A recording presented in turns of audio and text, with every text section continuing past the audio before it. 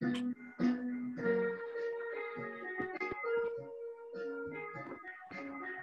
bagaimana caranya menemukan. Hai. Halo. Nah, dengar. Dengar. Kamu dengar apa sih?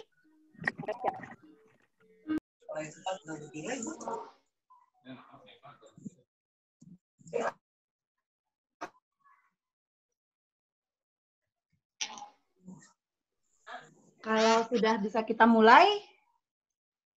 Iya. Jam berapa, Tak? Jam 1:04 ya? Oke deh ya, bentar lagi ya. 5 Tunggu menit nih, lagi kayaknya deh Pak ya. Agung masih kesulitan buat masuk. Ini yang Tuh, Pak baru-baru. Agung bantu dulu tuh.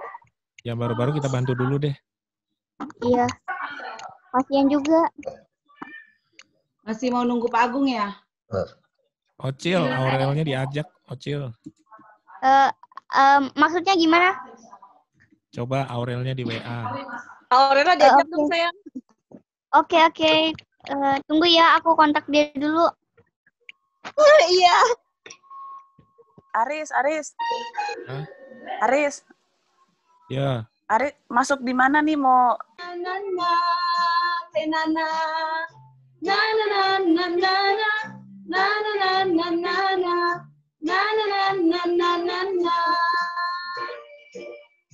Haleluya, ku memujimu Tuhan, karena kasih-Mu tak berkesudahan. Biar yang bernafas memuji Sang Raja di atas gunung dan di dalam samudra. Mari angkat tanganmu, katakan, ku angkat padamu, mensyukuri rahmat yang Kau beri. Kakiku melompat bagimu, berahmat-Mu baru tiap hari.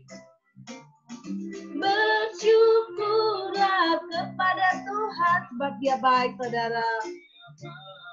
Sebab Dia baik, bahwasanya untuk selamanya. Kasih setianya. Syukurlah kepada Tuhan, sebab Dia baik, bahwasanya untuk selamanya. Kasih setianya,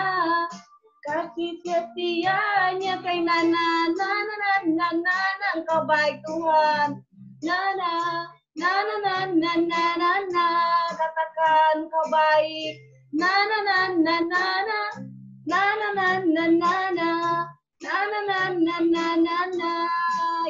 Beri kemuliaan bagi Tuhan. Tuhan Yesus itu baik, bahwasanya sampai selama-lamanya, teman-teman. Amin. Ya emang ya, kayaknya kalau ibadah interaktif gini kita agak-agak suka lupa gitu kan ya, agak suka kaku gitu, bingung. Tapi kita percaya apa yang nggak pernah kita lihat, apa yang nggak pernah timbul dalam hati kita, nggak pernah kepikiran teman-teman sama hati kita, itu akan Tuhan sediakan bagi kita. Sekalipun pandemi, sekalipun mungkin saat-saat ini orang bilang ada resesi, krisis ya teman-teman ya. Tapi kita mau pegang satu hal. Kita mau pegang firman Tuhan yang dahsyat itu. Firman Tuhan yang ajaib, yang menyatakan Tuhan pasti menyediakan apa yang kita butuhkan. Amin, saudara. Kita mau nyanyikan lagu ini. Saya yakin lagu ini akan menjadi berkat bagi saudara dan saya. Bahwa apa yang gak pernah kita lihat, apa yang gak pernah timbul dalam hati kita, itu yang Tuhan Yesus sediakan bagi kita. Pernah dilihat mata dan tak pernah didengar telinga dan tak pernah timbul di dalam hati. Katakan, semua disediakannya bagi yang mengasihi Dia. Ulangi yuk dari awal, katakan. Apa yang tak pernah dilihat mata dan tak pernah didengar telinga, men, dan tak pernah timbul di dalam hati, semua disediakannya bagi yang mengasihi Dia. Katakan dengan iman, Allah sanggup melakukan segala perkara. Dulu cara dan namanya, kuasanya tidak berubah. Katakan, Allah sanggup untuk melakukan segala perkara. Dulu, sekarang, dan selamanya, kuasanya tak berubah. Biar lagu ini jadi kekuatan, jadi iman buat kita, saudara ya. Apa yang nggak pernah kita pikirkan, yang nggak pernah kita dengar, itu yang akan Tuhan sediakan bagi teman-teman di DKI. Apa yang tak pernah dilihat mata dan tak pernah didengar telinga, katakan, dan tak pernah timbul di dalam hati, semua Tuhan sediakannya bagi yang mengasihi Dia. Allah sanggup melakukan segala perkara. Dulu, sekarang, dan selamanya, kuasanya tidak berubah. Amin. Allah sanggup melakukan segala perkara. Dulu, sekarang, dan selamanya, kuasanya tak berubah. Dulu, sekarang, dan katakan, dulu, sekarang, dan selamanya. Dulu, sekarang, dan selamanya, kuasanya tak berubah. Yesus sanggup. Yesus Allah kita sanggup. Dia sanggup melakukan segala perkara. Bahkan saudara, di tengah kesulitan sekalipun, tapi Allah kita luar biasa. Amin. Amin. Kita akan dengar kesaksian dari Kak Siswardi. Kita percaya kesaksian ini akan menguatkan kita dan akan menumbuhkan iman kita, saudara. Kak Siswardi akan menceritakan bagaimana Tuhan telah baik dan menyertai Kak Siswardi dalam kehidupan Kak Siswardi sehari-hari. Silakan Kak Siswardi.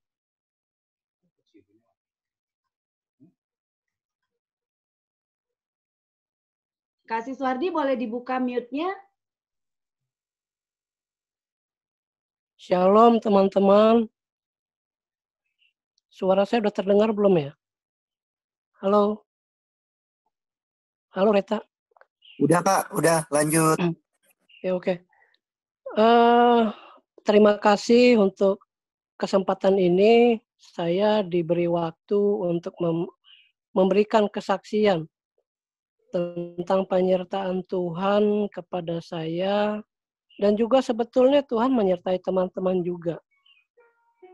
Ya, selama COVID-19 ini yang sudah kita alami dari bulan Maret ya 2020, ada kurang lebih 7 bulan kita melalui COVID-19 ini.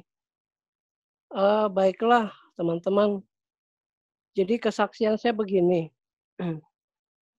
Selama kita mengarungi arus samudra COVID-19 atau yang orang bilang pandemi begitu, paling tidak ada beberapa pelajaran yang saya dapat dari Tuhan kepada saya maupun kepada teman-teman semua.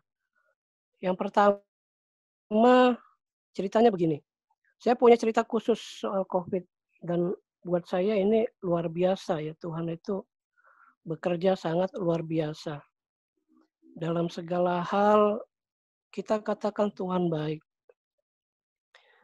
walaupun COVID-19, Tuhan tetap baik. Ceritanya begini, teman-teman. Saya bekerja di sebuah yayasan untuk anak-anak kanker.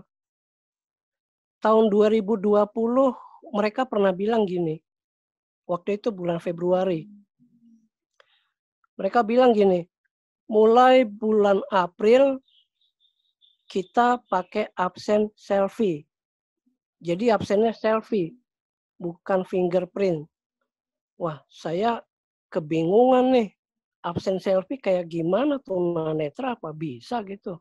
Terus handphone saya juga kan waktu itu masih handphone yang hard disknya kecil gitu ya, 1 giga gitu.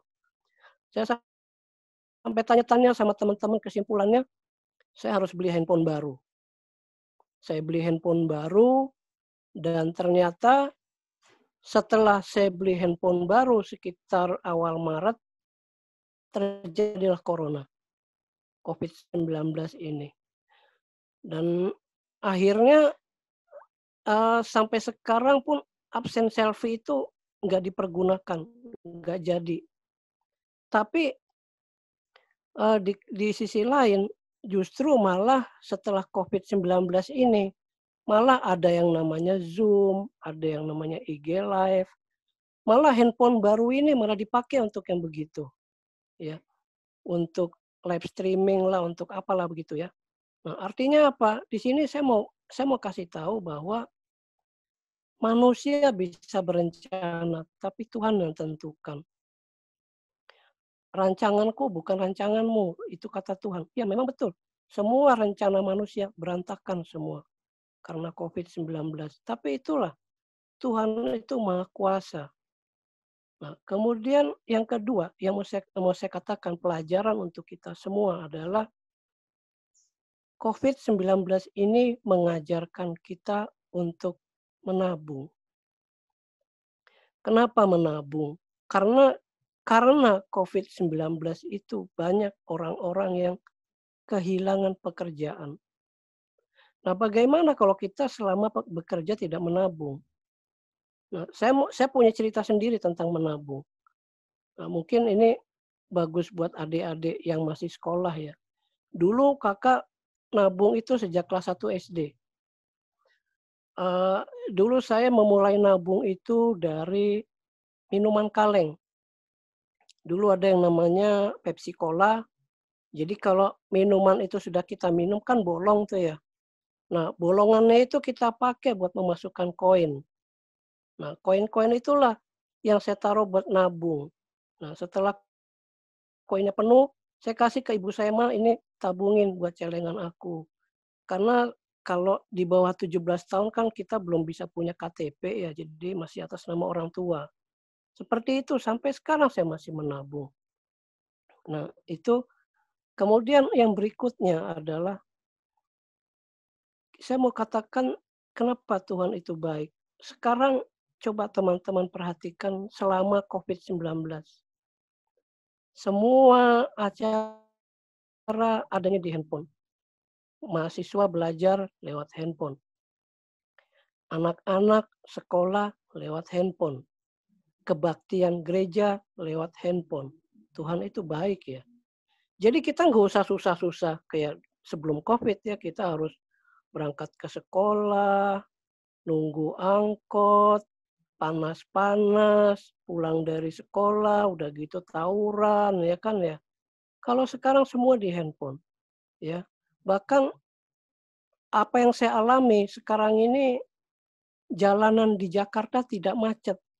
Karena apa? Karena semua dilakukan dari rumah. Ya, jadi COVID-19 ini bisa menyelesaikan kemacetan di Jakarta.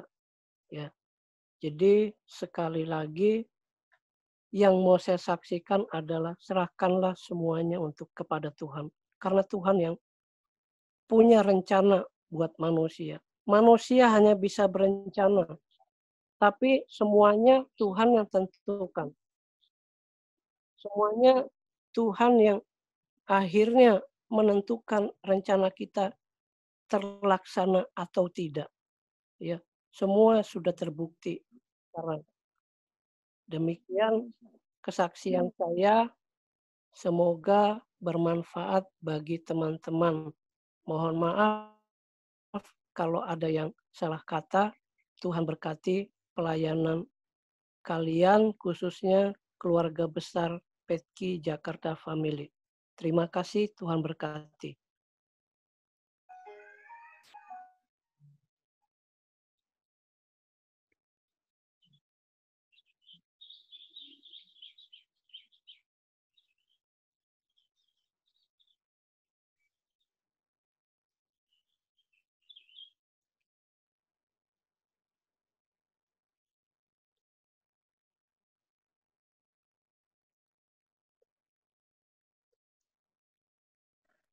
Kareta suaranya belum nyala. Kenapa Albert? Suaranya belum nyala, Kak. Udah oke, lanjut. Ya, baik. Terima kasih. Saya percaya bahwa hari ini kita sangat diberkati dengan kesaksian dari Kasih Suwardi ya. Tuhan begitu baik dan luar biasa. Dia memberikan segalanya yang nggak pernah kita pikirkan, tapi jadi mungkin buat Tuhan. Mungkin tadinya orang-orang juga berpikir, teman-teman, tunanetra bisa apa gitu kan ya. Tapi ternyata puji nama Tuhan, Petki DKI bisa bikin kebaktian online, semuanya tunanetra. Hostnya tunanetra, semuanya tunanetra ya. Co-hostnya tunanetra. Tapi itulah Tuhan, dahsyat Tuhan. Jangan pernah berkecil hati. Apapun yang terjadi dalam kehidupan saudara dan saya, tetap percaya itu atas seizin Tuhan. Tidak akan pernah Tuhan membiarkan ada satu helai rambut pun jatuh dari kita tanpa seizin Tuhan, saudara. Tuhan menyertai kita senantiasa. Kita mau angkat pujian, biarlah pujian ini menjadi iman percaya kita, meneguhkan kita, dan kita yakin sekali bahwa walau 1.000 orang rebah Tuhan, bahkan 10.000 Tuhan, namun Engkau tetap Tuhan bagi kami. Apapun boleh terjadi di dalam hidup kami, Yesus tetap Tuhan dalam hidup kami.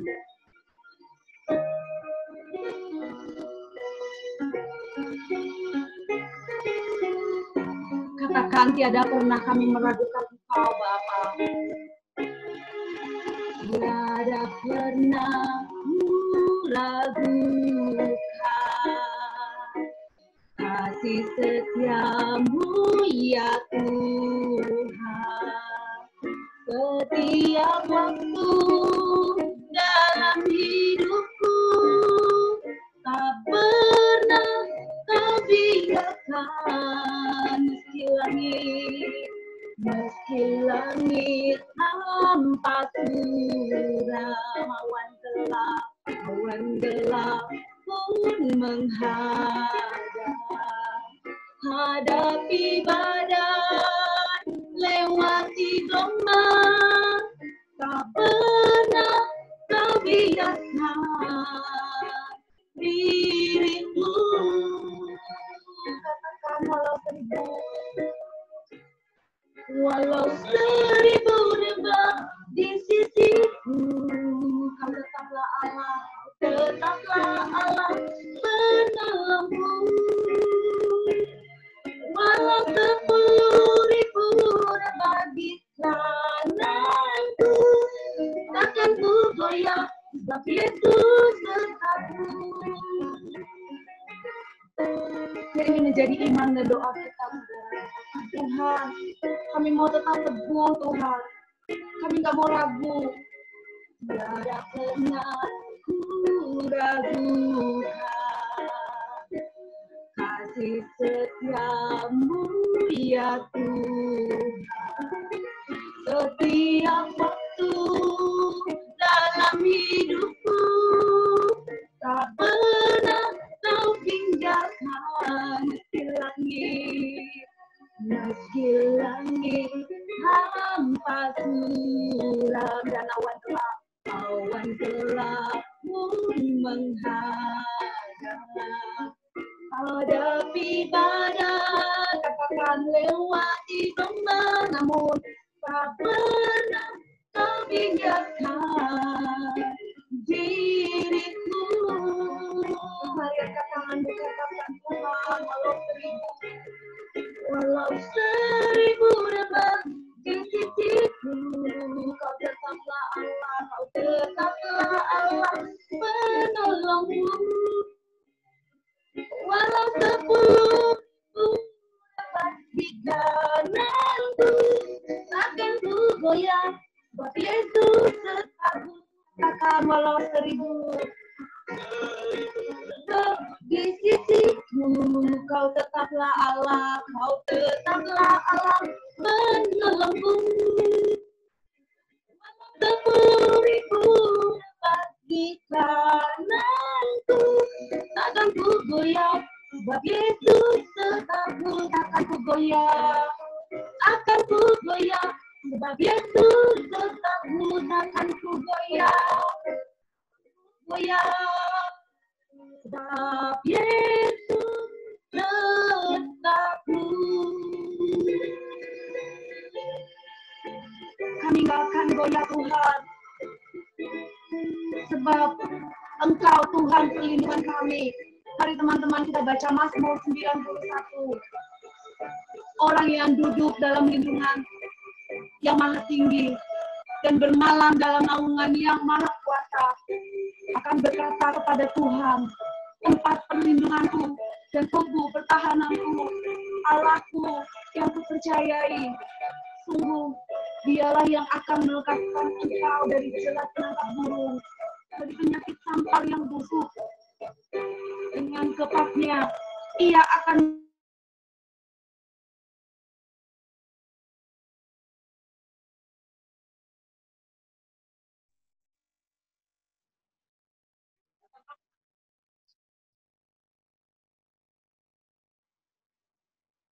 Belum.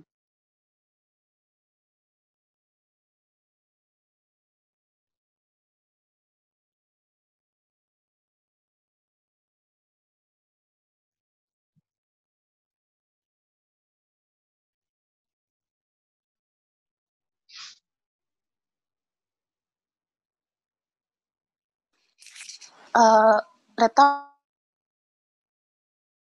tadi itu firman Tuhan. Mungkin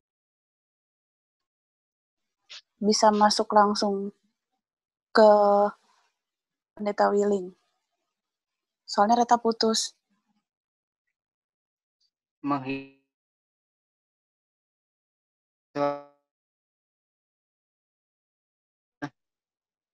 Ya, soalnya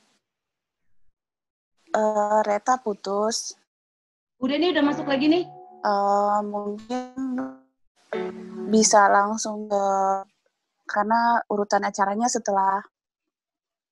Nah, ini Reta udah masuk lagi, coba. Udah kedengeran? Kenapa sih, Francisca? Lain kali pakai Google Meet aja, Kak. Kalau pakai Google Meet lebih hemat kuotanya. Terus nggak gampang putus juga kalau Google Meet. Iya, tapi udah di sini, iya, next mungkin gitu. Ini udah nggak bisa pindah, jadi mungkin Reta aja. Ke depannya aja. Untuk masuknya juga gampang, Google Meet. Bisa kan baru pertama coba nih. Ya. mute, masih di mute ini masalahnya. Ya. Bentar ya. Belum diaktifkan Okay. mic-nya ya.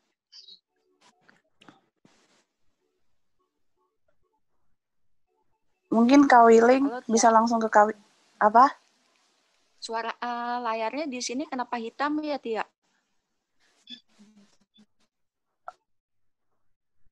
Karena yang lain pada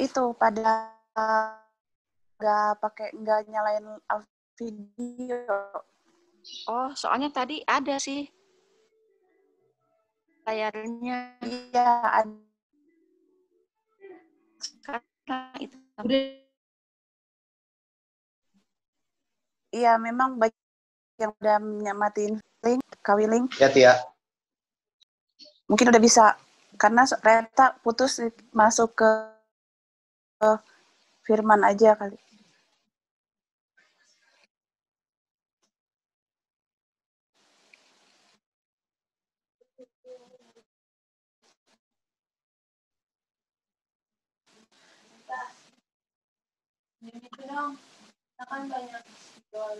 Reta udah di unmute soalnya nggak bisa-bisa.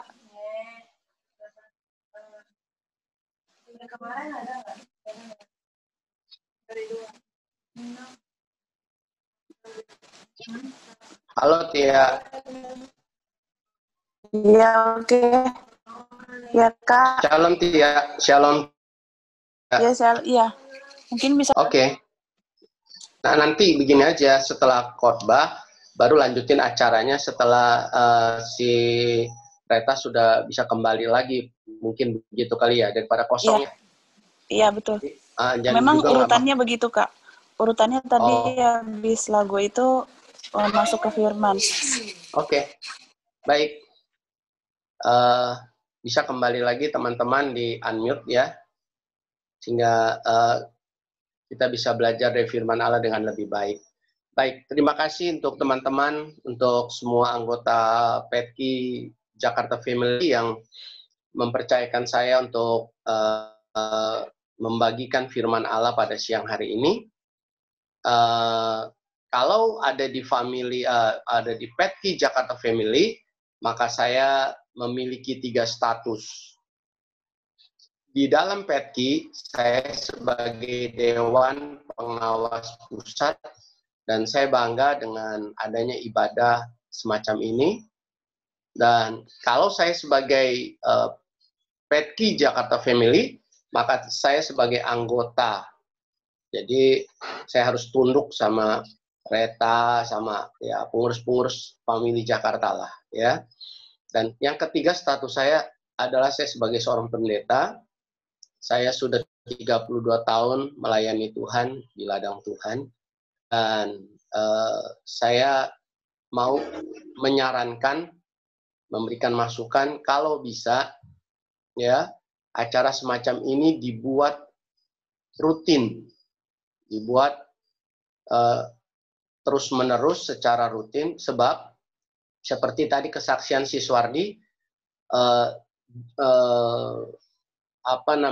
ibadah melalui Zoom atau Google Meet atau yang lain yang melalui online semacam ini akan menolong tunanetra untuk tidak perlu keluar dari rumah dan mereka bisa bertumbuh rohaninya.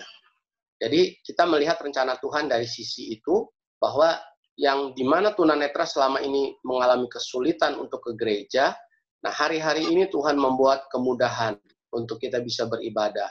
Jadi kalau tunanetra sudah dibuat kemudahan sama Tuhan, masih nggak mau ibadah juga, itu namanya kata Oma Irama keterlaluan, ya kan? Nah, jadi kalau selama ini mengeluh karena jarak, mengeluh karena tidak adanya usher greeter yang menuntun, menjemput dari mobil atau dari budget apa, nah sekarang Tuhan sudah buat kemudahan, mari kita semangat untuk ibadah di kalau sekarang kita pakai Zoom ya pokoknya pakai online begitu. Nah jadi saya sarankan kepada PETKI Jakarta ya kalau bisa dibuat secara rutin. Kalau memang kesulitan di hari Minggu, kita bisa ibadahnya di Senin malam kah, atau Rebo malam, atau Kamis malam, terserah sesuai dengan kebiasaan atau yang bisa dilakukan oleh teman-teman. Yang penting ada ibadah sehingga teman-teman terpelihara imannya di masa kesulitan hari-hari ini. Ya, baik. Kita akan berdoa lebih dulu untuk firman Tuhan. Bapa kami dalam sorga, kami bersyukur ada Zoom, ada online, ada teknologi yang Tuhan bisa pakai sehingga kami tunanetra tidak kesulitan untuk datang ke gereja, tidak kesulitan untuk datang beribadah kepada Tuhan. Kami bersyukur karena Tuhan sudah membuat kemudahan bagi kami, sehingga kami dapat beribadah, bersekutu dengan Tuhan, bersekutu dengan teman-teman, dan kami bisa mendengar nasihat, tuntunan Tuhan yang Tuhan berikan kepada kami di akhir zaman ini. Kami tahu Tuhan, Corona merupakan sebuah tanda bahwa ini sudah akhir zaman. Corona sebagai sebuah tanda bahwa kami harus berjaga-jaga karena kami tidak tahu Tuhan kapan datang. Tapi kami tahu Tuhan segera datang dan ya kami harus bersiap sedia. Terima kasih Tuhan supaya kami tidak lagi bermain-main dengan hal kerohanian. Sebab kami tahu Tuhan ciptakan sorga dan neraka. Dan itulah tujuan akhir dari hidup kami. Di dunia kami bisa mempunyai banyak tempat untuk kami tinggal. Tetapi setelah kami mati, hanya ada 2 tempat. Dan kami harus memilih salah satu tempat itu. Sorga atau neraka. Tuhan tolong supaya kami terus berjalan dengan Tuhan untuk kami bisa masuk sorga. Berbicaralah ya Bapak, karena kami anak-anak-Mu siap untuk diberkati hari ini. Di dalam nama Tuhan Yesus kami berdoa dan kami bersyukur. Haleluya. Amin. Ya, saya akan berkhotbah atau menyampaikan firman Tuhan yang terambil dari Filipi pasal yang kedua. Filipi pasal yang kedua, ayat yang ke-12 sampai ayat yang ke-16. Filipi pasal kedua, ayat 12 sampai ayat yang ke-16. Dan untuk mempermudah kita mencerna firman Allah ini, sama seperti ketika kita makan bolu, tentunya kita tidak akan makan bolu satu loyang sekaligus ya. Kita akan potong-potong supaya kita bisa telannya dengan nikmat, apalagi pakai kopi, ya kan? Waduh, nikmat sekali siang-siang seperti ini. Nah, saya akan memulai untuk berkhotbah menyampaikan firman Allah dari Filipi pasal 2. Saya akan mulai dari ayat 16. Kemudian 15, 14, 12 kita selesai ya. Filipi pasal 2 ayat yang ke-16 saya akan mulai baca dari situ. Tapi kalau saudara mau mempelajari berikutnya itu bisa baca dari 12 sampai 16 ya. Saya akan baca ayat 16. Firman Allah mengatakan demikian. Sambil berpegang pada firman kehidupan, agar aku dapat bermegah pada hari Kristus, bahwa aku tidak percuma berlomba dan tidak percuma bersusah-susah. Saudaraku, Paulus berkata di dalam ayat 16 ini, sambil berpegang pada firman kehidupan. Apa gunanya? Gunanya dikatakan agar aku dapat bermegah pada hari Kristus. Bermegah pada hari Kristus. Inilah cita-cita Tuhan. Inilah impian Tuhan terhadap saudara dan saya anak-anaknya. Tidak peduli kita tunanetra atau normal. Tuhan Allah mau kita ini bermegah pada hari Kristus. Dan Paulus, dia sebagai manusia biasa, dia sebagai rasul, dia sebagai orang yang percaya, dan pada saat itu dia ada di dalam penjara Filipi, ya, dia berkata bahwa aku mau bermegah pada hari Kristus. Nah, saya berdoa kiranya kita semua, ya tunanetra, kita memiliki satu tekad yang sama bahwa aku mau bermegah pada hari Kristus. Kenapa kita harus bermegah pada hari Kristus? Apa maksudnya bermegah? Bermegah ini yang pertama artinya ketika Tuhan datang di awan-awan, kita terangkat ke sorga. Berarti nama kita sudah tercatat dalam buku kehidupan sorgawi. Nah, bermegah pada hari Kristus ini apa maksudnya? Ketika kita hadapi persoalan, kita bisa alami kemenangan. Nah, ini yang namanya bermegah pada hari Kristus.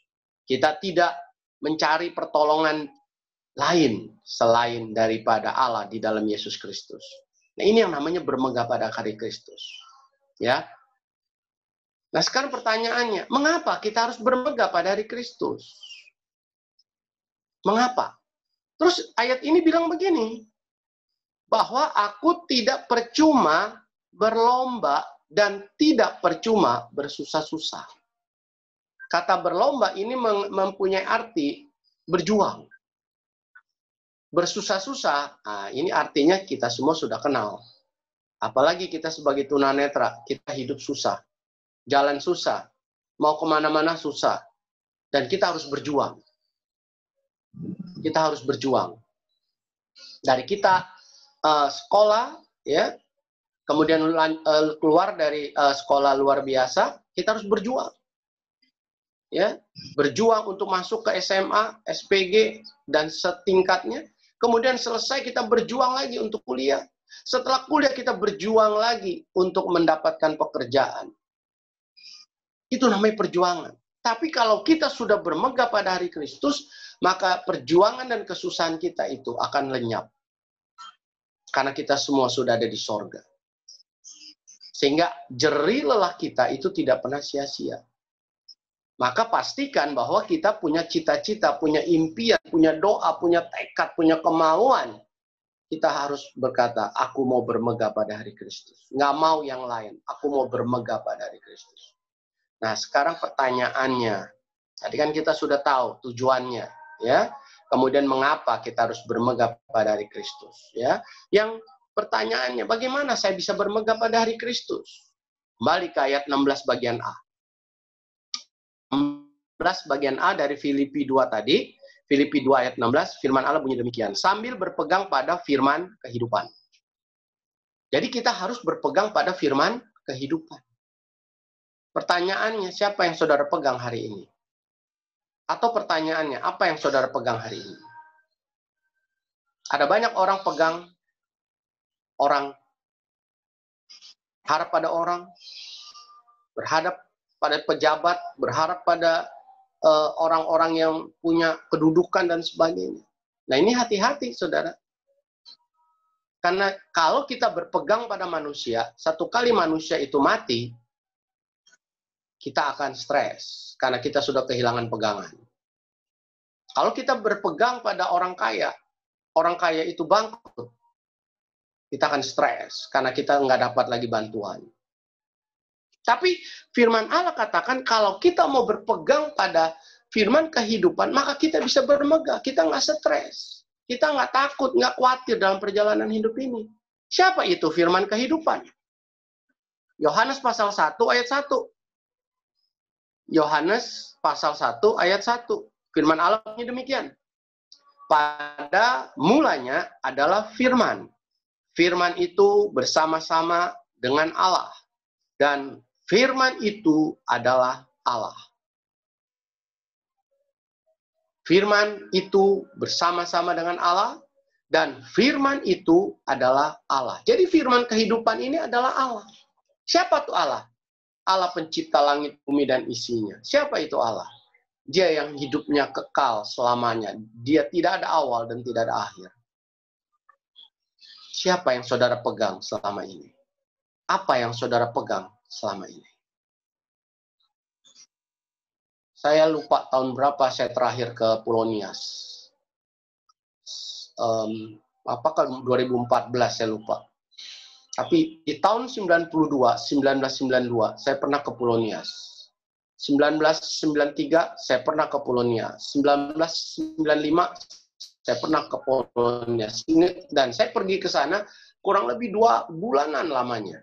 Jadi saya sudah begitu akrab dengan mereka, begitu dekat karena saya tinggal di rumah pendeta dan ya kita keliling dari daerah-daerah Teluk Dalam, Gunung Sitoli, ya.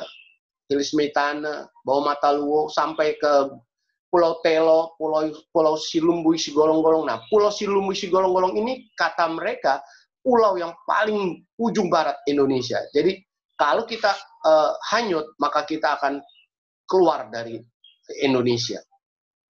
Itu Pulau Lautan Hindia. Nah, saya sampai ke ujung sana, saudara. Nah, saya lupa tahun berapa Pulau Nias mengalami gempa. Tapi seingat saya, setelah Aceh mengalami tsunami, maka Pulau Nias juga mengalami gempa yang dahsyat. Nah, saya ngobrol dengan beberapa teman, beberapa saudara seiman di sana. Mereka cerita begitu menyedihkan, saudaraku. Jadi di suatu malam, ada satu keluarga. Rumahnya 3 tingkat, saudara. Rumahnya 3 tingkat. Jam 10, dia suaminya keluar dari rumah karena waktu itu panas rasanya, udara panas. Dia keluar dari rumah, dia duduk-duduk di rumah dengan memakai kaos oblong, celana pendek. Istri dan anaknya sudah tertidur.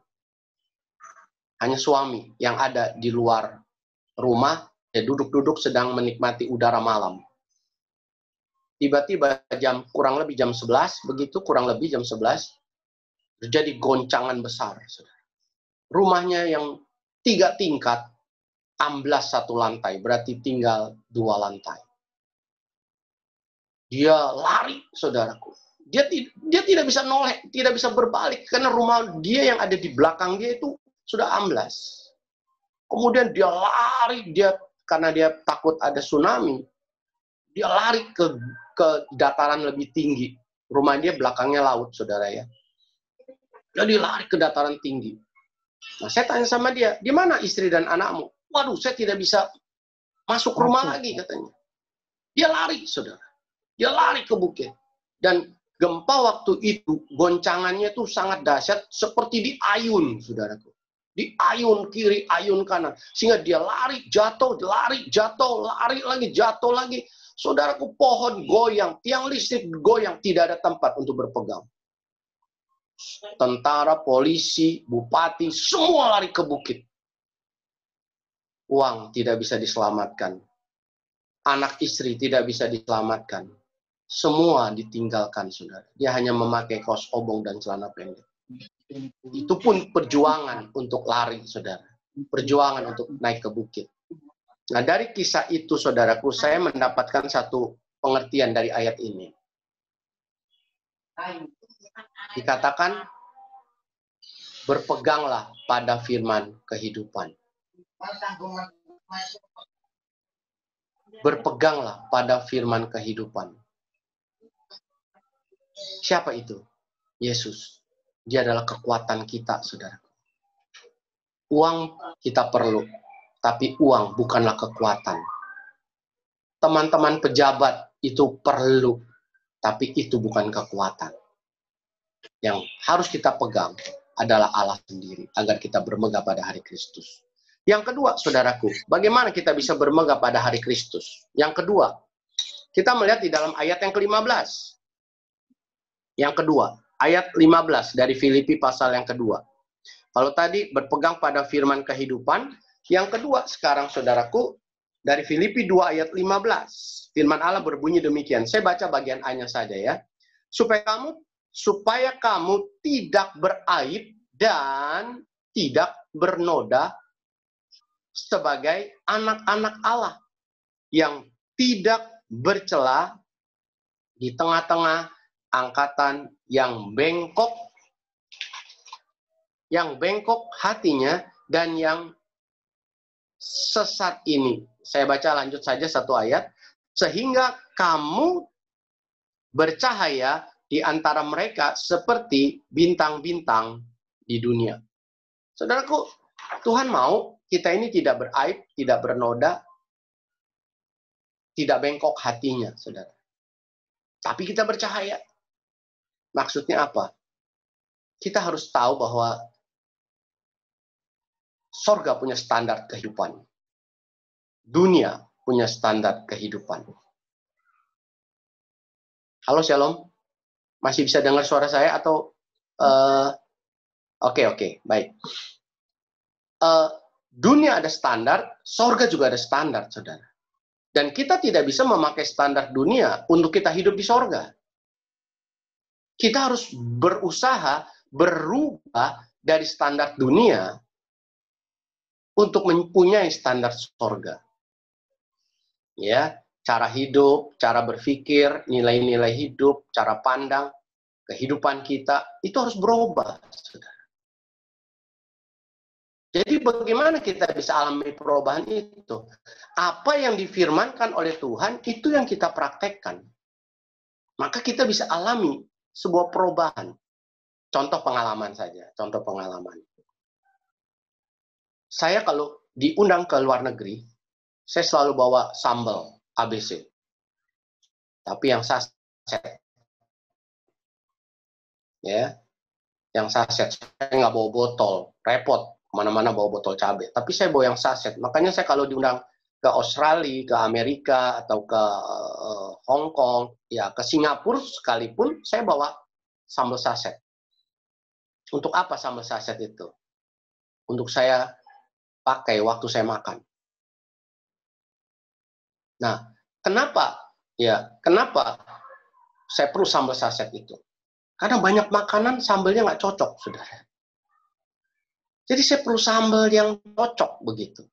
Saya bisa bawa sampai 100 saset, saudara ya. Contoh yang gampang. Di Eropa, di Amerika, di Australia, itu ada sambal, tapi namanya Tabasco. Itu asem minta ampun. Saya nggak bisa, saudara. Makanya kalau saya makan sambal Tabasco, waduh, nggak enak makanan itu. Makanya saya bawa sambal saset. Tinggal saya kecerotin aja, waduh, laju saudara makan. Ketika saya di Australia atau di Amerika, saya diundang untuk makan di McDonald. Yang ada di sana cuma lada, saudara, sama garam. Waduh, gak ketelan, saudara. Puji Tuhan, saya bawa sambal saset. Nggak ada sausnya ya, Kak Willy? Iya. Akhirnya saya buka sambal saset saya kecerotin aja. Ayam McDonald dengan sambal Indonesia. Wah, saya makannya laju, saudara. Coba saya pakai lada, nggak ketelan, saudara. Nggak ketelan. Jadi, saudaraku, tapi kenapa saya tetap ngotot dengan sambal saset? Karena saya tahu, saya ke Amerika atau ke Australia hanya 1 bulan. 1 hari saya akan kembali ke Indonesia. Tapi kalau saya harus tinggal di Amerika, mau nggak mau, saya harus belajar untuk makan McDonald dengan lada. Saya harus berubah. Standar hidup saya harus berubah. Contoh yang lain. 2003 pertama kali saya pergi ke Singapura. Saudaraku, di Singapura itu terkenal namanya MRT. Kemana-mana kita naik kereta MRT. 2003. Nah, saudaraku, waktu itu saya berpikir begini. Karena pagi saya belum sempat sarapan, saya hanya bawa roti dan air minum. Saya berpikir nanti di kereta saya bisa makan dan minum. Karena gambaran saya di Jakarta itu, nah ini baru pertama kali misalnya ke Singapura. Di Jakarta itu kan dulu ada yang namanya kereta Jabodetabek sebelum ada komuter lain, ya. Nah, di Jabodetabek itu saya pernah naik dari Beos, dari rumah belum sarapan, dari Beos sampai Bogor, saya kenyang, saudara. Di dalam kereta itu semua makanan ada dijual. Dari buah, dari air jahe, roti, gemblong, apa saja. Pokoknya dari Beos saya naik, lapar, sampai Bogor kenyang. Pulangnya Bogor lapar, sampai Beos kenyang. Kan gitu. Nah, waktu saya ada di Singapura, saya pikir, saya bawa roti sama air. Saya bawa di rangsel. Sampai di kereta, saya dapat duduk.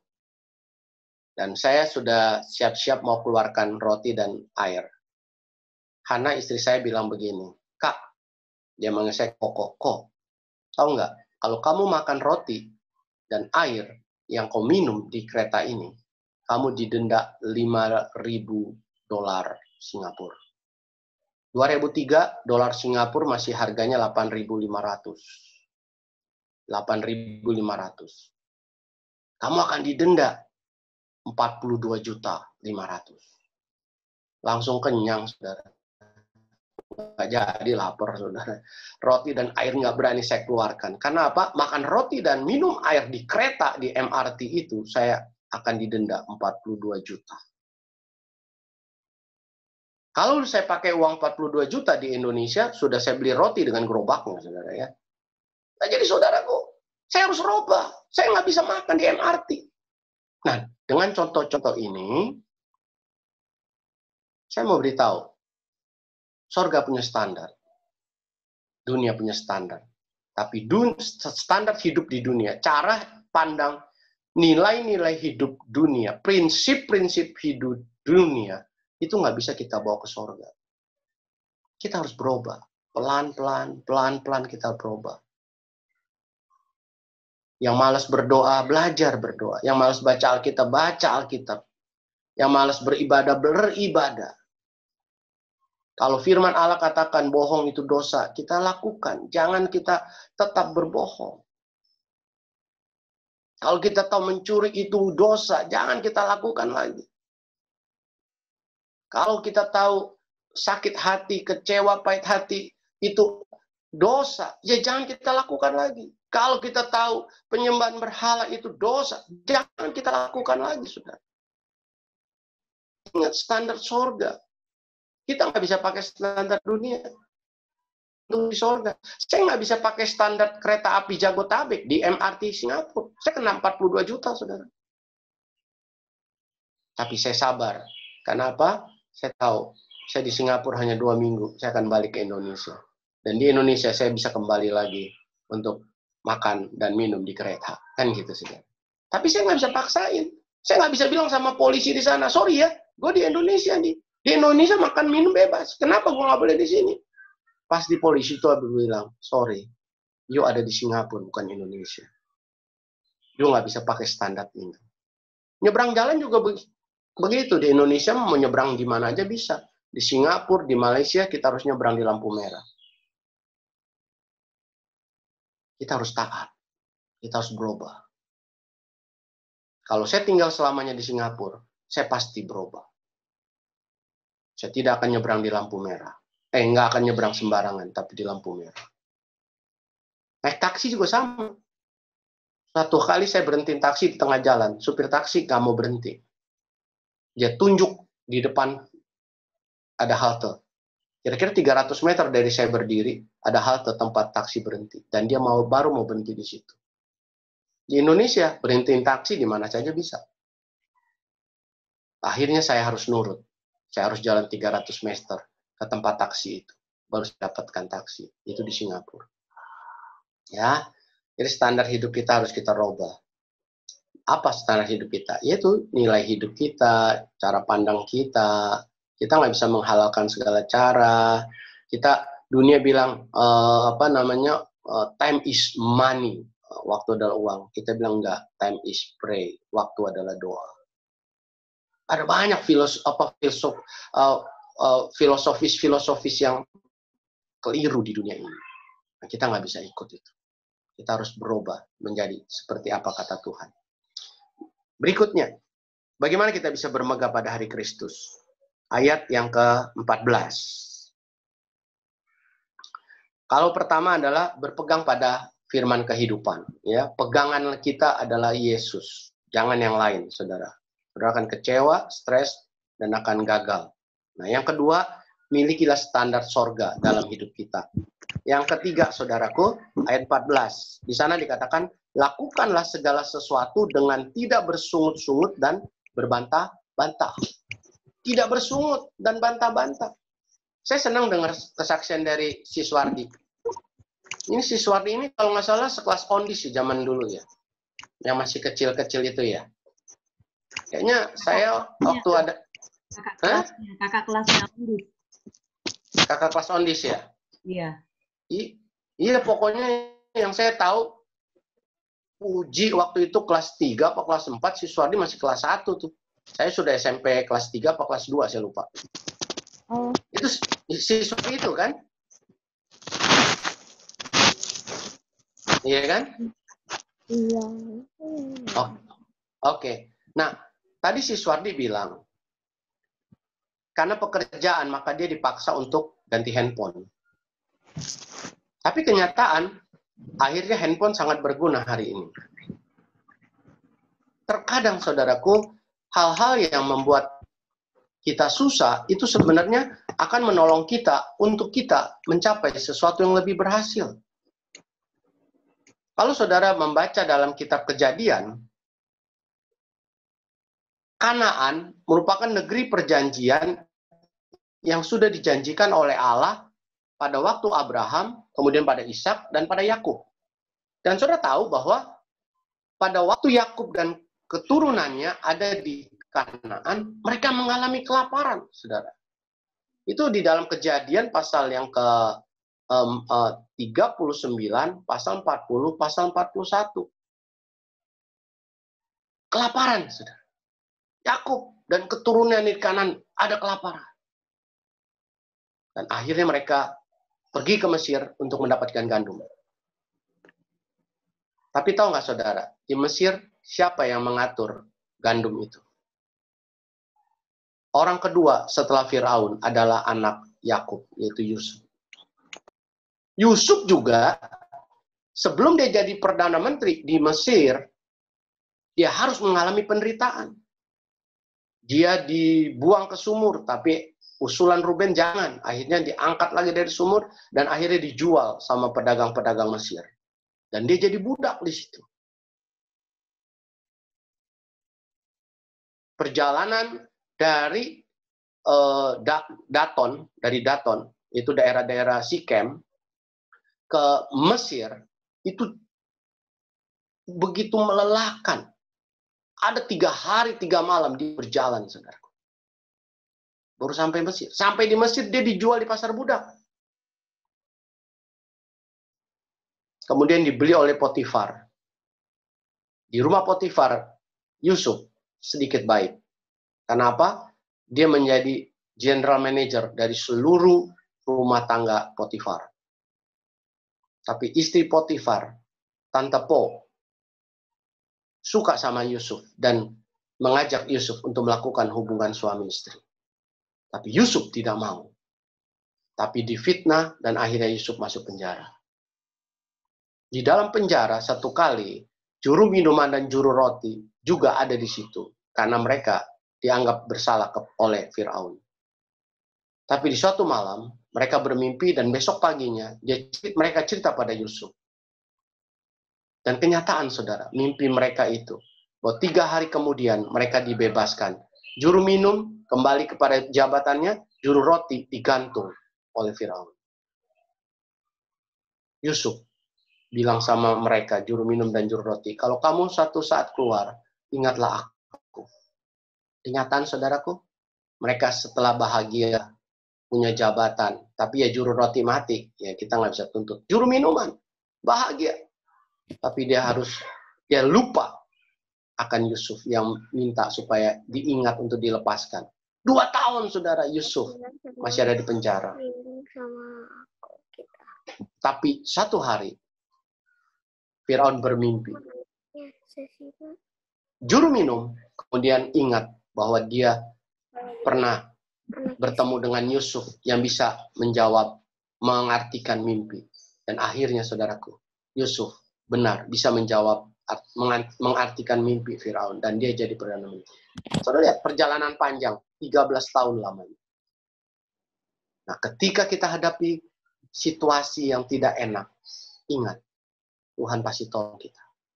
Satu kali, saudaraku, saya lagi belajar. Tiba-tiba lalat kok nemplok di muka saya. Emplok di muka saya.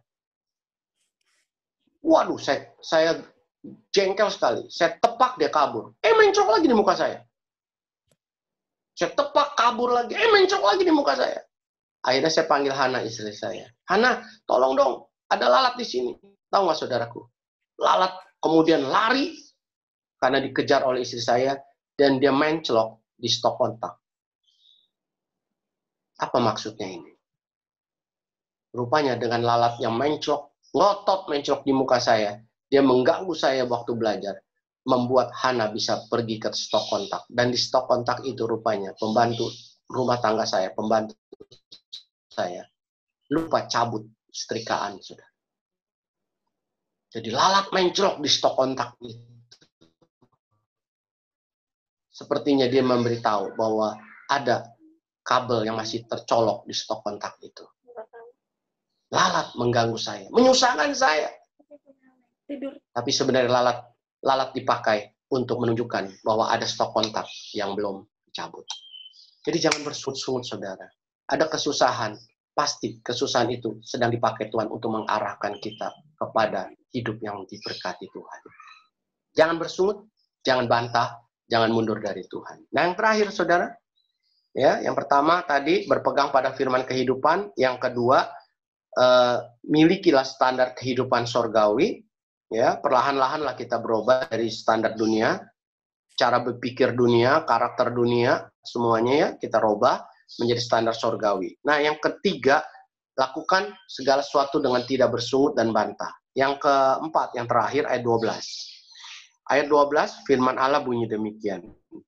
Firman Allah bunyi demikian. Hai saudara-saudaraku yang kekasih, kamu senantiasa taat Karena itu, tetaplah kerjakan keselamatanmu dengan takut dan gentar. Ya, kerjakan keselamatanmu dengan takut dan gentar. Kapan? Lanjut. Ayat itu bunyi demikian. Bukan saja seperti waktu aku masih hadir, tetapi terlebih pula sekarang waktu aku tidak hadir. Jadi Paulus bilang begini, lakukan, kerjakan keselamatanmu, pelihara keselamatanmu. Jangan kalau aku ada baru kamu kerjakan, waktu aku tidak ada, kamu tidak kerjakan. Maksudnya apa? Paulus mau untuk memelihara keselamatan itu, dorongan dari diri kita sendiri. Contoh, kalau saudara sakit perut, kemudian dibawa ke dokter. Dokter periksa. Normalnya apa? Saudara akan tunjukkan sakit perut kan? Tapi saudara bilang, enggak, sakit kepala. Pasti didiagnosa sakit kepala. Kenapa saudara tunjukkan sakit kepala? Karena saudara punya dorongan dari hati, nggak mau sembuh sakit perut. Ya, nggak normal lah orang kayak gitu ya. Tapi saya hanya kasih contoh yang sedikit ekstrim. Nah, kalau kita mau sembuh, dorongan hati kita mau sembuh, maka kita akan bilang, dokter, sakit perut, dokter. Maka dokter akan mendiagnosa sakit perut. Begitu juga hidup kita. Kalau kita mau bermegah pada hari Kristus, dorongan itu mesti dari diri kita sendiri. Nggak bisa ikut-ikutan, nggak bisa dipaksa-paksa orang, nggak bisa karena ada pendeta kita benar, nggak ada pendeta nggak benar. Jangan gara-gara ada suami kita benar, nggak ada suami kita nggak benar. Jangan gara-gara ada istri kita benar, nggak ada istri kita nggak benar, nggak bisa. Kita harus tahu bahwa mata Tuhan melihat apa yang kita buat. Dorongan itu harus dari diri kita sendiri, saudara. Mau ke gereja juga dorongan dari diri kita sendiri, nggak bisa dari orang lain.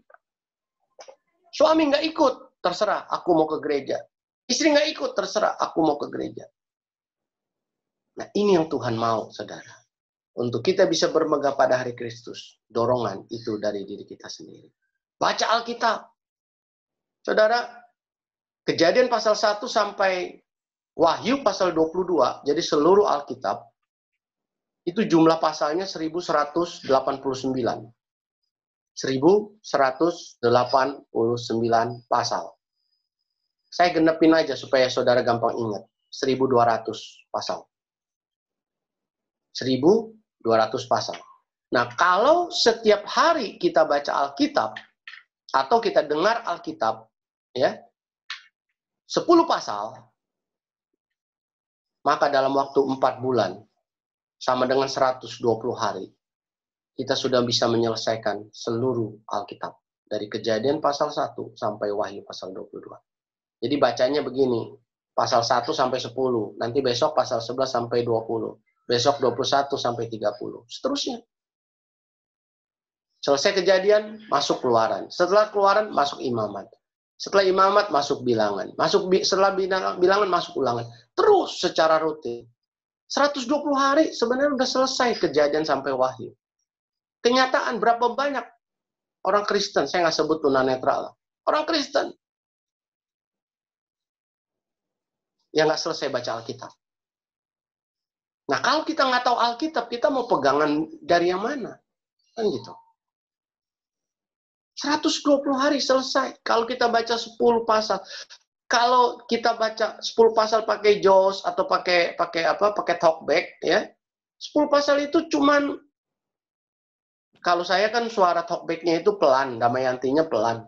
Kalau bangsanya kayak saudara kayak Cynthia, apalagi Aris atau lagi Reta yang baca yang talkbacknya gitu, itu nggak sampai 30 menit udah selesai 10 pasal. Saya talkbacknya ngomongnya pelan-pelan saja 45 menit 10 pasal.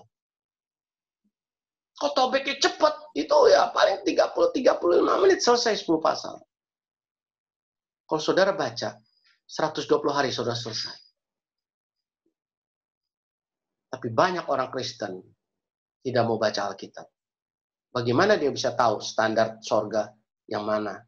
Bagaimana dia bisa berpegang pada firman kehidupan kalau dia sendiri tidak punya firman? Dia nggak tahu mana yang benar. Dia hanya ikut standar dunia, norma-norma dunia.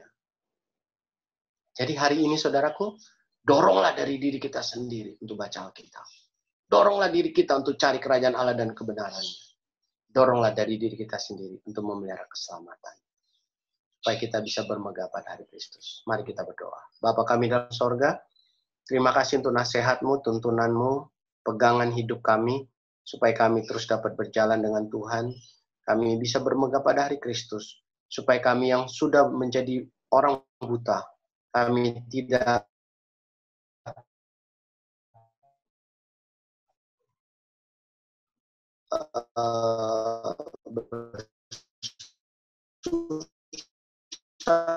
susah lagi ketika kami sudah ada di sorga. Sebab kami tahu, kami mau masuk sorga, dan sudah susah sorga, dan kami bisa berkehidupan. Tolong kami, supaya kami tidak menjadikan orang sebagai pegangan hidup kami atau harta. Tolong kami, supaya kami bisa berubah menjadi orang yang punya standar sorgawi. Tolong kami, supaya kami tidak bersungut-sungut di saat kami susah. Sebab kami tahu, kesusahan akan menolong kami untuk melihat kehidupan yang jauh lebih baik. Tolong kami untuk mendorong diri kami untuk melakukan hal-hal yang menyenangkan hati Tuhan. Tolong kami, dorong kami Tuhan untuk baca Alkitab tiap hari. 10 pasal. Kalau ada waktu, 20 pasal. Tuhan tolong kami, supaya kami mengenal standar sorga itu. Terima kasih Allah. Tolong teman-teman hamba tunanetra Tuhan. Di mana saja mereka berada. Hamba berdoa supaya mereka yang sudah tunanetra seperti hamba sendiri, sudah susah dan berjuang di dunia ini. Kami mau pastikan, kami mau berbangga pada hari Kristus. Amin. Terima kasih Allah. Kekuatan-Mu turun atas kehidupan anak-anak-Mu. Dalam nama Yesus kami berdoa dan syukur. Amin. Amin. Puji nama Tuhan. Tuhan berkati. Kak Willy. Ya. Ya. Terima kasih teman-teman. Ingat pesan Tuhan hari ini, bahwa apapun keadaannya, pegangan kita hanyalah firman Tuhan. Gimana kita mau berpegang dengan firman Tuhan? Berarti kita harus baca firman Tuhan. Apa kata Kak Willing tadi, 10 pasal minimal 1 hari. Itu mudah ya teman-temannya, apalagi seperti sekarang kita banyak bekerja dari rumah. Oke, sekarang kita akan minta Kak Chandra untuk berdoa, untuk doa syafaat. Silakan Kak Chandra.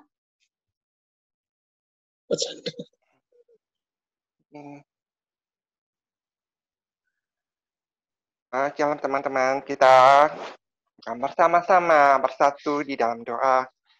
Kita memohon berkat-berkat Tuhan untuk kehidupan kita. Mari kita bersatu di dalam doa. Dalam nama Tuhan Yesus kami berdoa. Terima kasih Bapa untuk berkat-berkat-Mu yang tak pernah berhenti buat kehidupan kami, anak-anak-Mu ini. Audio matiin audionya. Engkau selalu mendampingi kami Video nggak usah. dalam hari-hari kehidupan kami. Terima kasih Bapa, karena Engkau telah menyertai kami, bahkan memberikan kesempatan kepada kami untuk terus menikmati persekutuan yang indah di dalam Tuhan Yesus. Kami baru saja menikmati firman-Mu ya Bapa, di mana Pendeta Wiyaling telah mengingatkan kami betapa indahnya kehidupan di dalam Tuhan Yesus. Kiranya firman yang telah kami dengarkan tadi benar-benar akan selalu teringat di dalam kehidupan kami. Bukan hanya pada hari ini saja ya Bapa, tetapi sampai pada hari-hari yang berikutnya, sampai kami bertemu dengan Engkau. Terima kasih Bapa. Bapa, saat ini kami mau bersatu hati, memohon anugerah-Mu bagi sekalian anak-anak-Mu yang tergabung dalam hati. Kiranya Engkau memberkati kami semua dalam kehidupan kami setiap hari, agar iman kami tidak melemah ya Bapa. Sejujurnya kami akui bahwa situasi COVID-19 yang saat ini sedang melanda seluruh dunia mempengaruhi semangat kami dalam beribadah. Tadinya kami dapat beribadah secara langsung, berkumpul di dalam gereja-Mu, di dalam suatu persekutuan, sehingga kami masih mengalami betapa indahnya suatu kebersamaan.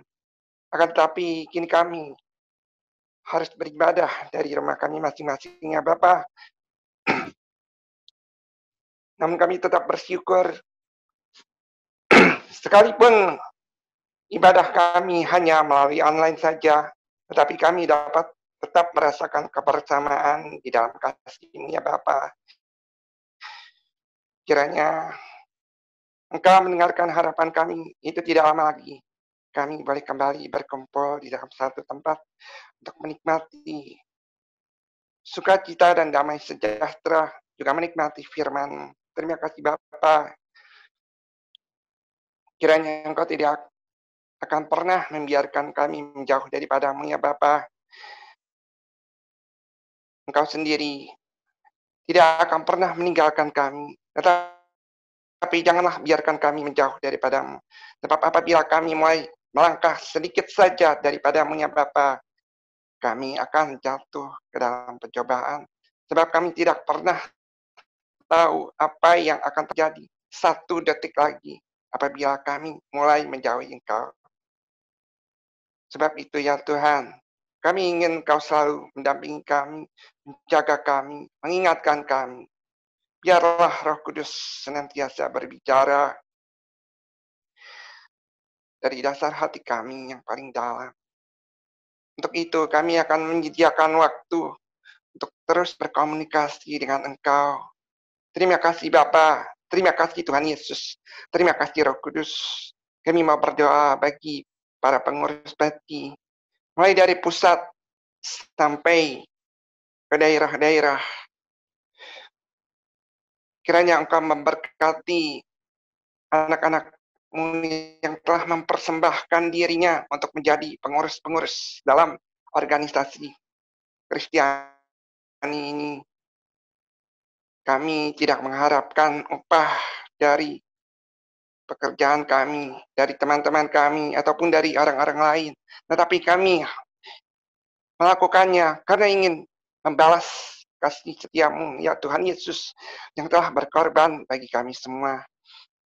Melalui pet ini, kami ingin membagikan kasih kami, terutama kepada teman-teman yang berkekurangan, bukan hanya secara fisik, tetapi juga secara rohani. Berikanlah kami, para pengurus PETI, semangat untuk menjadi penghibur, untuk menjadi penalang, untuk menjadi sahabat yang baik bagi semua teman-teman kami, para anggota PETI, mulai dari pusat hingga ke daerah-daerah.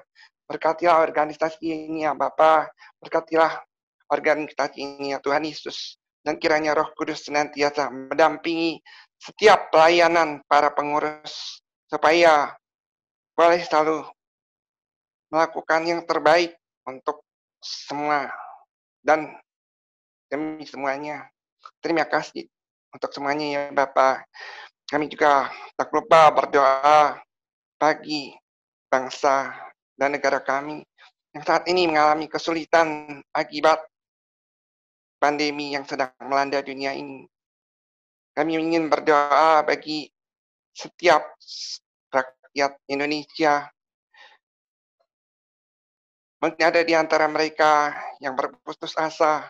Mungkin ada di antara mereka yang saat ini kehilangan semangat dan tidak tahu harus berbuat apa untuk mengatasi segala kesulitannya. Kiranya Tuhan Yesus memberikan kekuatan kepada mereka, dan kami bersedia untuk Engkau pakai sebagai penolong bagi saudara-saudara kami yang lemah. Mungkin kami tidak dapat banyak membantu secara materi, tetapi biarlah perkataan kami juga boleh menjadi penghiburan yang tak terbatas bagi mereka. Terima kasih ya Tuhan Yesus. Biarlah Engkau terus bekerja untuk menolong mereka yang lemah, untuk menghibur hati mereka yang berduka, juga untuk membawa mereka kembali yang tadinya menjauh daripada-Mu, kembali ke dalam dekapan kasih-Mu. Sebab Engkau Tuhan Yesus adalah batu karang kehidupan ini. Kami tak lupa juga berdoa bagi pemimpin-pemimpin kami,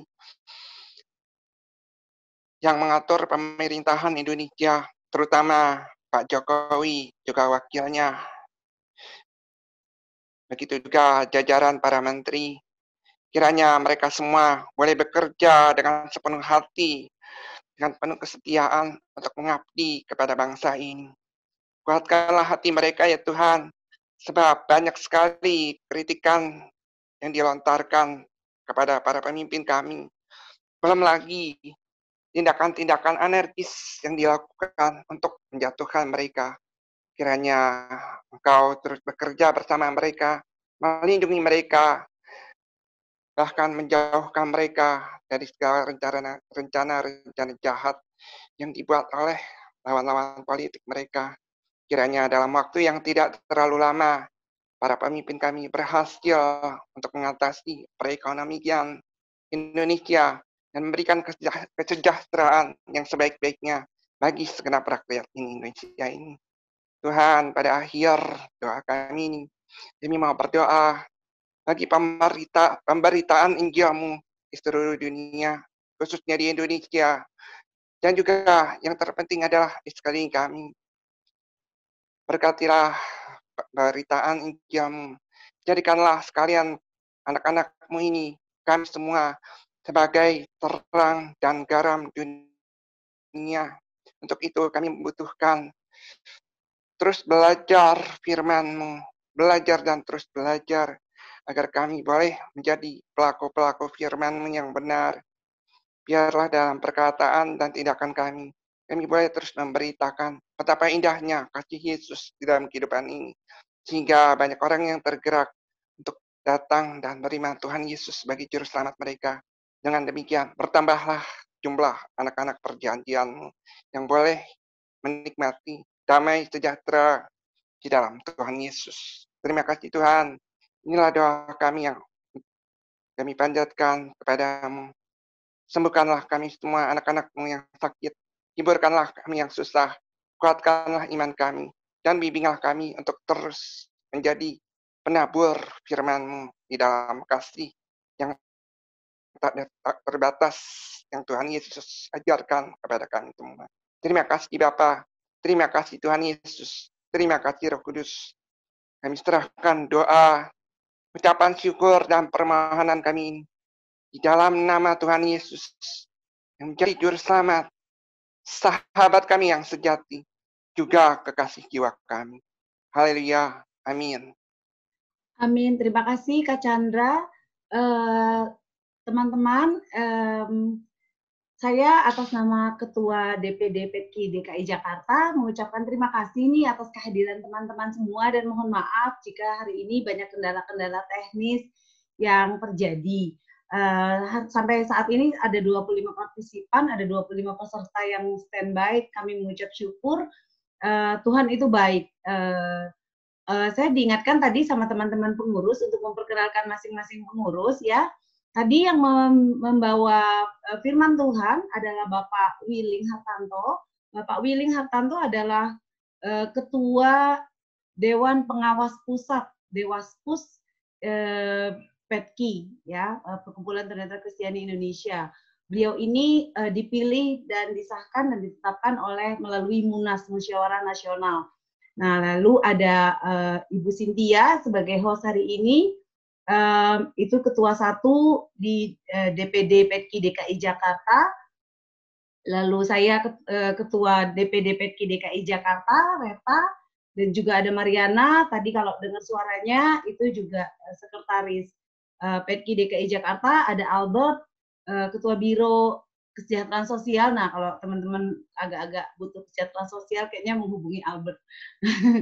Dan juga ada Bapak Haris Yohanes, itu juga IT kita, dan juga beliau berbendahara daerah, bendahara DPD DKI Jakarta. Ada Kak Chandra yang teman-teman pasti ada Sekar. Iya, ada Sekar juga. Ada Kak Chandra yang teman-teman juga udah pasti kenal banget. Kak Chandra ini adalah Biro Kependidikan, Biro Agama, Kerohanian, bidang kerohanian. Juga ada Kakak Sekar atau Sekar. Sekar adalah adalah perempuan. Sekar. Itu teman-teman pengurus, jika teman-teman mau bergabung, mau dong bantuin di PEPKI, silahkan bisa menghubungi Kak Mariana, bisa menghubungi Cynthia, bisa menghubungi saya atau Pak Chandra atau Albert atau nama-nama yang tadi saya sebutkan. Kalau mau bergabung di pusat atau bergabung di Dewan Pengawas, silahkan menghubungi Pak Willing. Instruksi. Ya. Walaupun saya Ketua Dewan Pengawas Pusat, tapi saya anak buahnya Ibu Reta, karena saya anggota di Jakarta. Jadi saya mesti tunduk juga sama Ibu Reta, karena dia sebagai penguasa wilayah Jakarta. Jadi teman-teman, itu susunan ke strukturnya supaya teman-teman lebih kenal apa sih PEPKI. PEPKI adalah organisasi kemasyarakatan tunanetra di tingkat nasional. Jadi semua pengurusnya, pengambil kebijakannya, itu adalah tunanetra. Bahwasanya ada orang bisa melihat, ada orang awasnya, mereka sifatnya adalah pelaksana atau eksekutor. Oh iya, tadi saya juga lupa, ada Bang Parlin yang tadi main musik, itu sebagai Ketua Biro Seni dan Budaya. Lupa kan, yang deket malah lupa. Itu teman-teman. Saya berharap untuk semua anggota PEPKI DKI kita dalam masa pandemi ini kita bisa menabur yang baik ya. Tadi Kak Siswardi ngingetin bahwa kita belajar menabung. Kita sama-sama menabung. Mari yang kuat membantu yang lemah ya. Yang lemah juga mari mendukung supaya dengan doa-doanya. Saya percaya setiap kita semua Tuhan beri talenta ya teman-teman ya. Amin. Saya senang ada hari pasar ya, jadi teman-teman yang bisa beli, ayo beli gitu ya teman-teman. Kita saling sharing berkatnya Tuhan seperti tadi apa yang dikatakan Pak Willy. Tetap rajin beribadah. Kami akan upayakan kita akan bisa ibadah secara berkesinambungan, secara rutin ya. Tapi ada tapinya nih, teman-teman juga harus sharing dong. Saya dong mau gantian tugas gitu. Ya, jadi biar nggak semuanya kami pengurus, biar teman-teman semuanya terlibat. Kenapa? Karena PEPKI adalah milik kita semua, bukan cuma milik pengurus aja, tapi milik kita semua. Ya, nanti ke depan mungkin generasi-generasi ke depan, adik Sisil, ya, yang lain bisa ikut menjadi bagian dari PEPKI. Ibu Risma, gitu ya, Pak Ronald. Tadi yang saya dengar namanya itu Kak Siswardi, bisa membantu kita juga di kepengurusan ya. Kita akan dengarkan penjelasan sedikit dari Bapak atau Kak Aris Yohanes Elian, pasti yang rajin ikutin diskusi hari Jumat soal teknologi, investasi dan segalanya itu udah kenal, tapi hari ini Pak Aris nggak akan ngomong soal investasi ya. Silakan Pak Aris, sebelum nanti kita minta kesediaan Kak Willy untuk doa berkat, maksudnya doa berkat. Sekarang kita dengar dulu Pak Aris Yohanes untuk menyampaikan informasi kegiatan terkait dengan teknologi. Baik, terima kasih Bu Ketua kita. Shalom teman-teman. Ini suara saya pasti udah bosen ya dengar, karena setiap hari Jumat malam itu di kelas diskusi tekno ya di PEPKI Jakarta Family.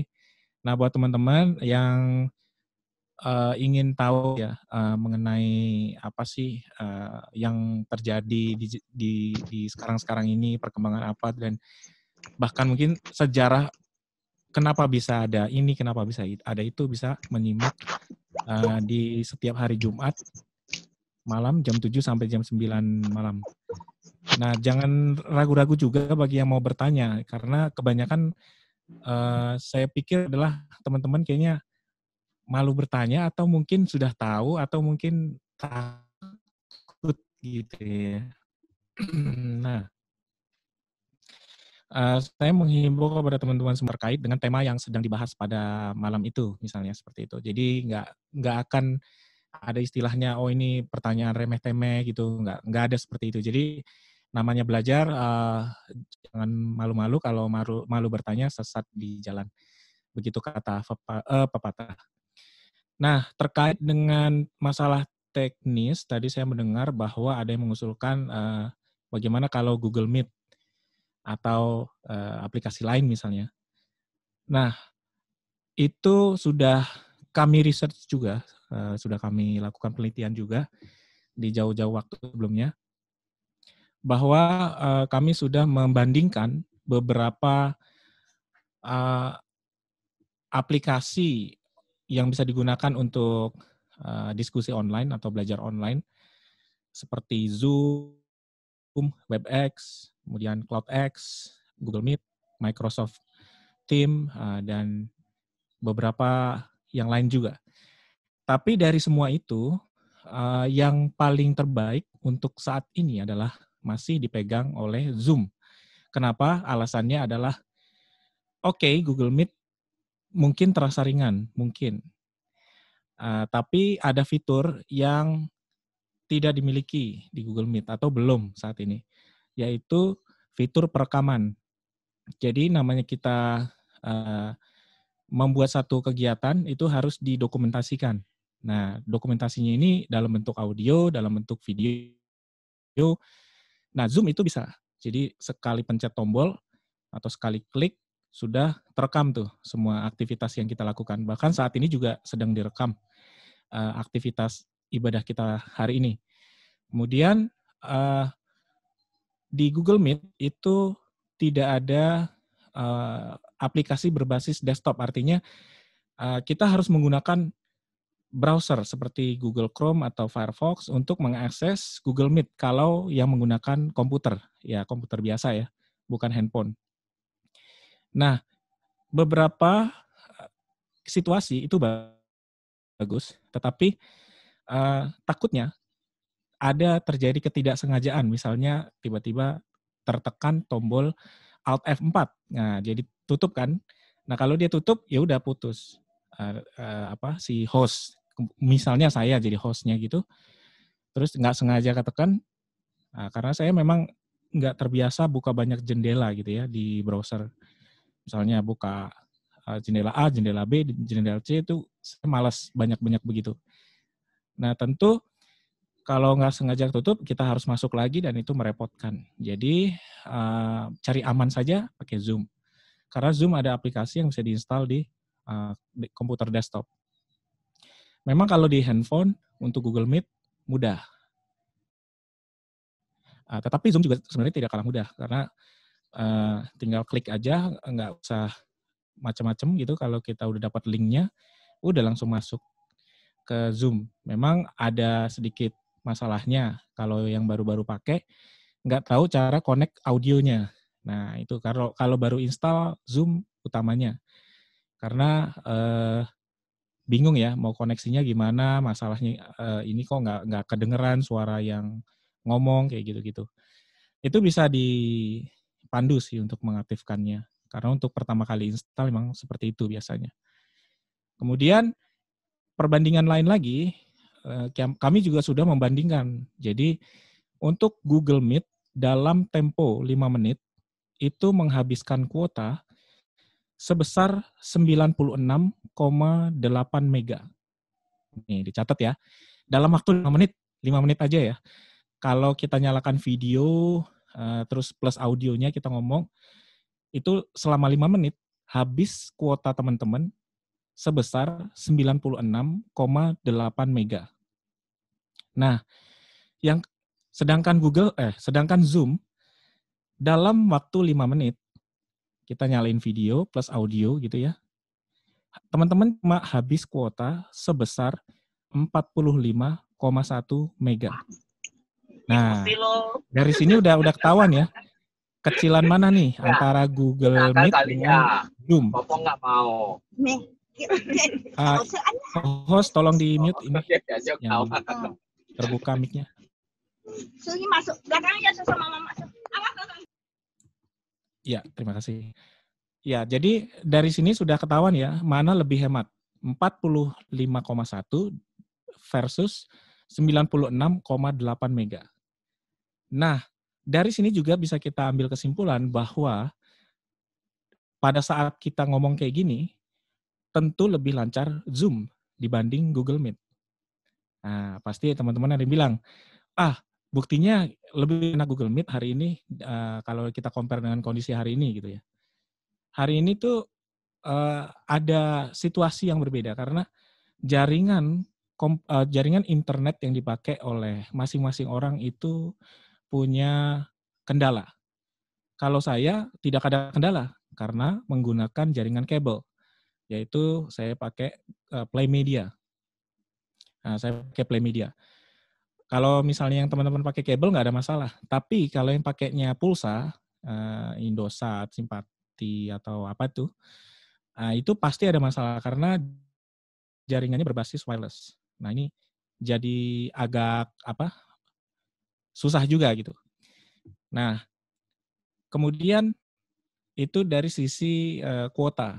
Nah sisi yang lain adalah di Zoom ini ada fitur bagus teman-teman. Jadi kita bisa share screen. Nah mungkin bagi yang mau buat acara juga nanti ini bisa dipakai. Jadi share screen itu kita bisa misalnya mau menampilkan video. Nah itu bisa. Atau nggak mau menampilkan video, nggak mau share screen, tapi hanya mau share sound untuk suara doang. Itu bisa. Nah ini saya contohkan sekilas aja ya. Oh, saya nggak diizinkan untuk share screen oleh host. Jadi nggak bisa kasih contoh. Tapi sebenarnya bisa. Jadi kita hanya pilih misalnya mau putar lagu supaya teman-teman dengerin atau mau putar presentasi dalam bentuk audio, itu bisa dengan Zoom. Itu enak banget. Dan kalau ada yang rekam juga masuk dalam rekaman. Itu dia sekilas tentang penjelasan mengenai Zoom dan Google Meet ya untuk perbandingan saja. Ya. Maaf sebelumnya nih Kak. Ya. Baik, nanti kita akan buat sesi ini teman-teman semuanya ya. Nanti kita akan buat sesi tanya jawab soal apa itu Zoom dan lain-lainnya di sesi tekno. Nanti coba Pak Aris tolong di-schedule-kan. Saat ini kita akan tutup ibadah kita. Sama-sama kita akan nyanyikan, sebelum doa berkat, kita akan nyanyikan doa Yabes. Lalu nanti mohon kesediaan Kak Willing untuk menutup dengan berkat.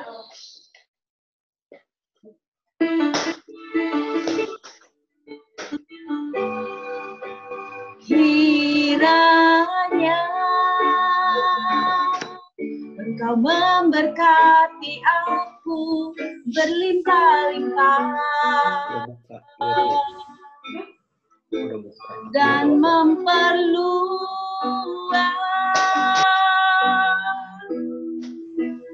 daerahku.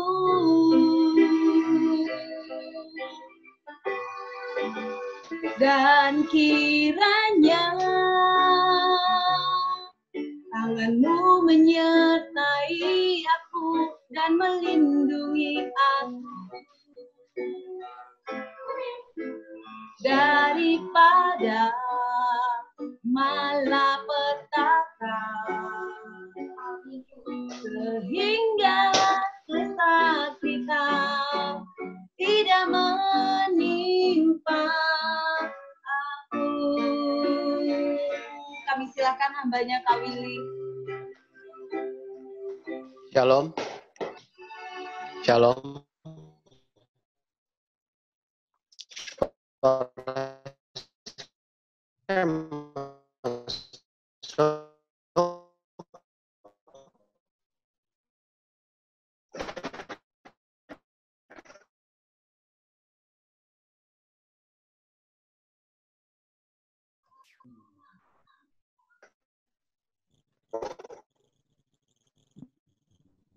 Ya, silakan Kak. Oke.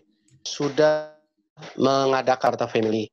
Terima kasih yang beri kemampuan dalam IT. Kami bisa beribadah, kami bisa di dalam kasih Kristus selama kami ada di muka bumi ini. Hari ini kami bersyukur karena Tuhan sudah mengadakan sesuatu yang luar biasa melalui Petki Jakarta Family. Kami serahkan seluruh hidup kami ke dalam tangan-tangan-Mu Tuhan. Sebab kami percaya dalam tangan-Mu kami tenang, kami aman, kami terpelihara, kami dicukupkan oleh Tuhan. Dan dengan tangan-tangan-Mu kami percaya Engkau akan tuntun kami ke air yang tenang, ke rumput yang hijau. Dan dengan tangan-tangan-Mu Engkau akan bawa kami terus untuk berjalan di jalan kebenaran. Sehingga kami tahu suatu saat nanti akhir dari perjalanan hidup kami akan tiba di rumah Bapa, bersuka cita bersama Bapa yang sudah memberkati kami selama perjalanan hidup ini. Kami serahkan seluruh hidup kami kepada tangan Tuhan, seluruh keluarga kami, dan kami percaya kami diberkati. Pertemuan ibadah ini, dan kami mau hidup hanya di dalam anugerah daripada Allah Bapa, kasih karunia dari Tuhan Yesus Kristus, dan persekutuan, kekuatan, penghiburan yang indah dari Roh Kudus, yang kami percaya akan terus menyertai kami dari saat ini sampai Maranatha, Tuhan datang menjemput kami di awan-awan. Kami berdoa, kami bersyukur hanya di dalam nama Tuhan Yesus, yang telah menjadi Tuhan dan Juru Selamat kami, Gembala kami yang baik, dan juga yang telah mengajar kami untuk berdoa. Bapa kami yang ada di sorga, dikuduskanlah namamu, datanglah kerajaanmu, jadilah kehendak-mu di bumi seperti di sorga. Berikanlah kami pada hari ini makanan kami yang secukupnya, dan ampunilah kami dari segala kesalahan kami, seperti kami juga telah mengampuni orang yang bersalah kepada kami. Dan janganlah membawa kami ke dalam pencobaan, tetapi lepaskanlah kami daripada yang jahat. Karena Engkaulah yang punya kerajaan dan kuasa dan kemuliaan sampai selama-lamanya. Amin. Tuhan Yesus berkati semua. Amin. Terima kasih teman-teman. Amin. Oke, sampai jumpa teman-teman. Jumpa Mas Aris, sampai ketemu semuanya. Ya, Thank terima you, kasih Kak Kak Willy. Willy. Ya, tetap sehat. 3M dijalankan ya. Iya. Yo. Terima kasih. Terima kasih ya Kak Willy. Yo. Halo Risma.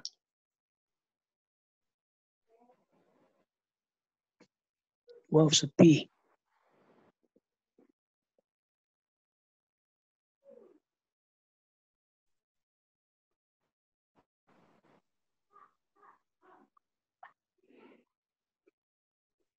Mana Kareta?